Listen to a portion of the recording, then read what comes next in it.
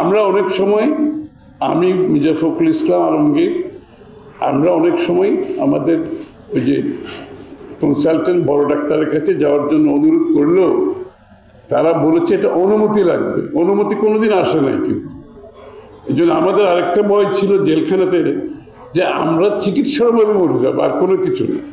যদি আমার কিছু হয় আমরা চিকিৎসার অভাবে মরে যাবো, এইটা একটা ভয় আমাদের মধ্যে কাজ করতো, কারণ ওরা আমাদেরকে চিকিৎসা দেবে না। এই অবস্থার পরিপ্রেক্ষিতে আজকে বাংলাদেশ একটা আমাদের অনেকের স্যাক্রিফাইস, বৎসরের পর বৎসর স্যাক্রিফাইস করেছে। এদের অনেকের কথা আমরা ভুলেও গেছি।